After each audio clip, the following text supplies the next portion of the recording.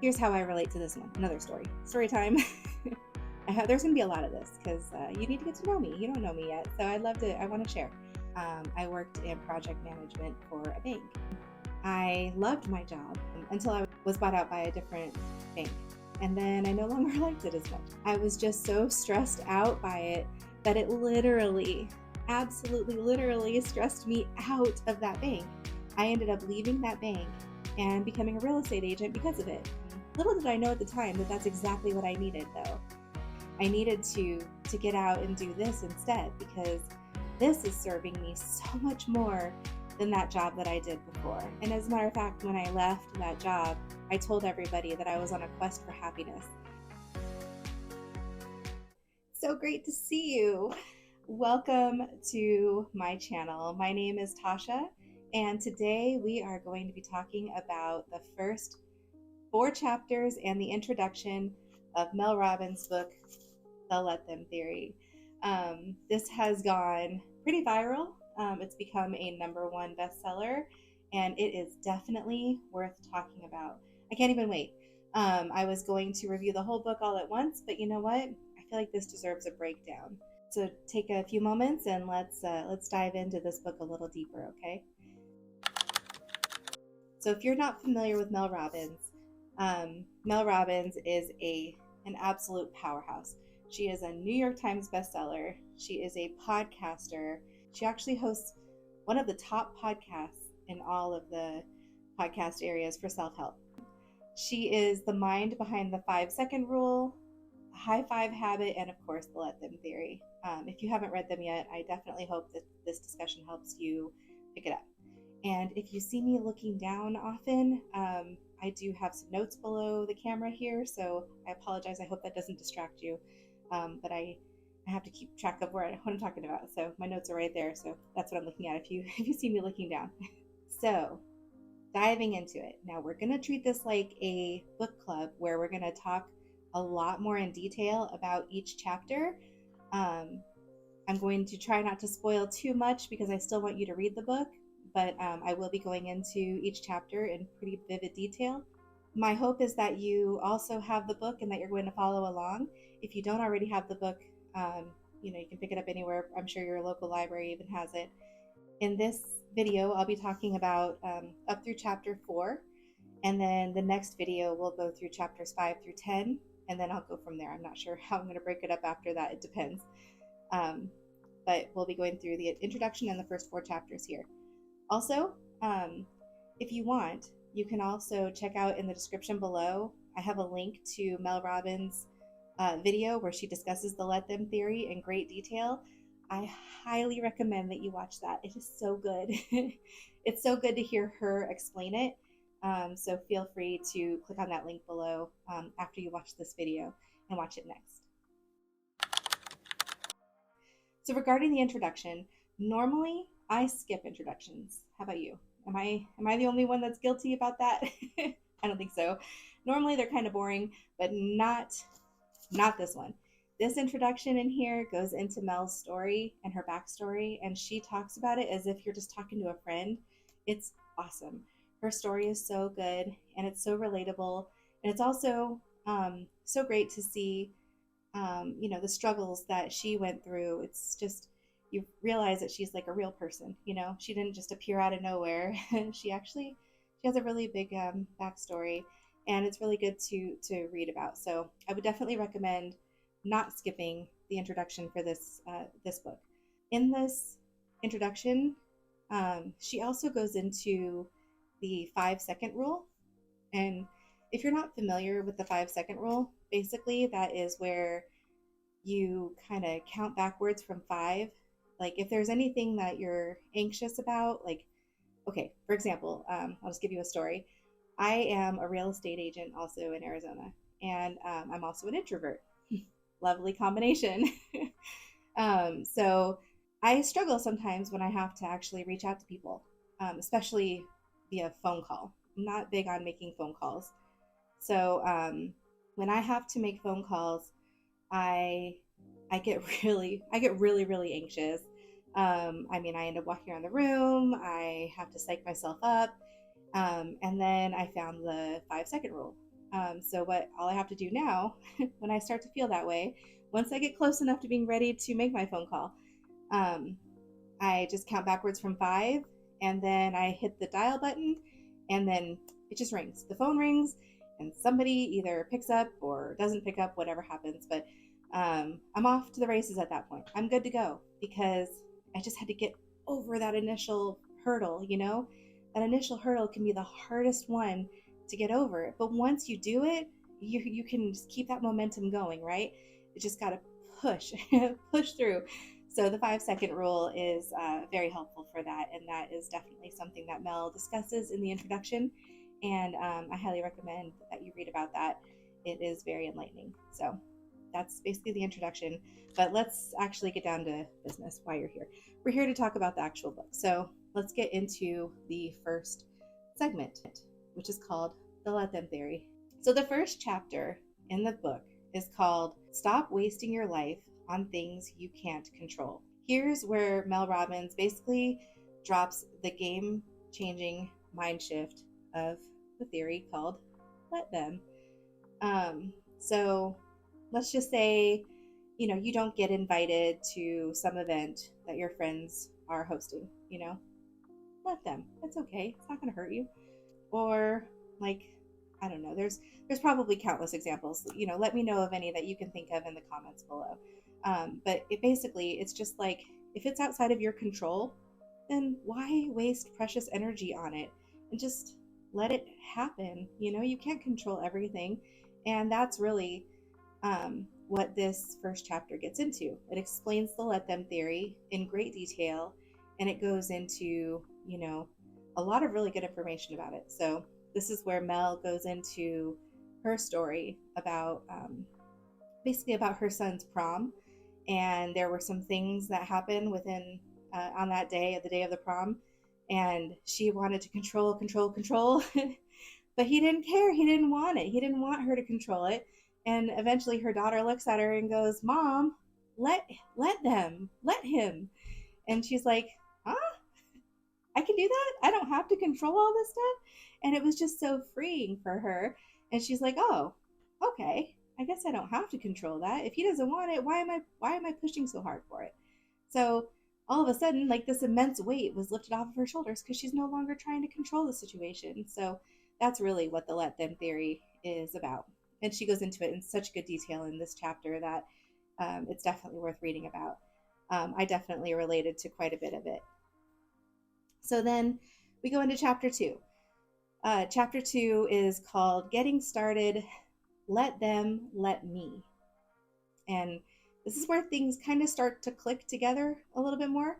So we can't control others, right? We can't control our son, our spouse, our brother, our sister, our mom, our dad, our friend. You can't control people. You can't control things that are out, the car in front of you when you're driving down the street. You can't control them, right? There's nothing you can do to control them, but you can control ourselves. We can control ourselves. We can control how we feel and how we react to the situation, right? We can actually just reevaluate ourselves and go, "Oh, okay, well, I can't control them. So, what can I do for myself?" So instead of focusing on other people and what you can't control, this is where you learn how to control what you can, which is basically yourself. She goes into a lot of really deep philosophical theories as well in here, such as Stoicism, Buddhism, and the detachment theory. All of them emphasize that we need to release control over external factors. So it's really insightful, and I got a lot out of it. And I'd love to know what you thought whenever you read chapter 2. All right, so moving on to chapter 3. Chapter 3, shocker, life is stressful. Almost exactly how she says it in the audiobook. It's funny. So stress is inevitable. I mean, you can't get away from it. You can try to be calm about it. It's inevitable, though. But what you can do is change your relationship with it. So this is where Mel really goes into a great story, a very stressful story about her experience on an airplane. And I gotta admit, when I was listening to this story, I was getting stressed out. I was like, oh my gosh, you handled that with such grace, because there's no way many of us would have handled that with such grace as she did. So she goes into the story, and I mean, basically, the guy behind her on the airplane is just coughing and coughing and coughing like the whole time. And she tells him not to, like cover his mouth. And he still proceeds to cough with his mouth open and all that stuff. And so um, she explains how she handles that situation. And so I won't go into her side of it. You can read that yourself. But I have a story. So I've gotten my husband's permission to share this story, just so you know. um, so my husband has really bad allergies, and the poor guy can barely breathe out of his nose most of the time. He's a mouth breather for the most part. And so I know this, and that's fine. I mean, it is what it is. He needs to breathe, right? I mean, it's kind of an important thing. But it gets even worse whenever he eats. So when he's eating, he has to breathe with his mouth open. So he chews with his mouth open. So he's kind of a loud chewer. And I have I don't know what that's called, but I have that issue with people chewing with their mouth open. It bothers me quite a bit. And but there's nothing he can do about it, I mean, he can't breathe. He can't breathe through his nose, so he has to chew with his mouth open. And he's told me that before, because there was a time when I complained about it. Um, so what I have learned to do, to accept it for myself, because I can't change him, right? I can't change that. There's nothing I can do. I mean, I can have him take allergy pills and stuff like that, but there's going to be times where it's not going to help. Um, so I have learned to figure out ways to drown out the chewing and just to not pay attention to it. Most of the time, we have to eat with the TV on, just so I can focus on something else, because yeah, it does. It's one of those things that bothers me quite a bit, and I'm sorry if that offends anybody. I really hope not, or maybe other people relate to me. I'm not sure, but I feel bad. Anyways, that's one of those things where it's like I have to just let him breathe and eat. And since it bothers me and me only, I just have to turn on the TV and focus on the TV, or just try not to focus on it, and that's all. So that's all I can do is control myself, not him. So, like, what's your experience? I'd love to know. This is a book club, so let's treat this like a book club. It's an open thing. In the comment section below, please just give me your story or your feedback on what you think about this so far. I'd love to hear it. All right, so now we're up to the last chapter I've read so far. And this one threw me for a loop at first. It's called "Let Them Stress You Out." What the heck does that mean? Well, when I first read it, it didn't make sense until I got it. So it's not saying let the stress consume you. It's saying let stress push you out of situations that no longer serve you. So here's how I relate to this one. Another story time. There's going to be a lot of this, because you need to get to know me. You don't know me yet, so I want to share. So before I became a real estate agent about 2 years ago, I worked in project management for a bank. And I loved my job. It was so much fun. I had a great time until I was bought out or the bank that I worked for was bought out by a different bank. And then I no longer liked it as much. The new bank had new managers, different managers, and they were very toxic, in my opinion, specifically one gentleman. And I dreaded having to talk to this man. I dreaded it. Luckily, my direct manager, was very protective over me. He was great. He was a wonderful manager. And I also had another project manager I worked with, and she was wonderful. And they knew I had anxiety about having to talk to this other higher up executive manager. And so they protected me at all costs, and they took the brunt of it. Man, they were amazing. But just knowing that there was going to be a time where I was going to have to talk to that gentleman, and I was going to have to deal with his emotions. I did not want to do that.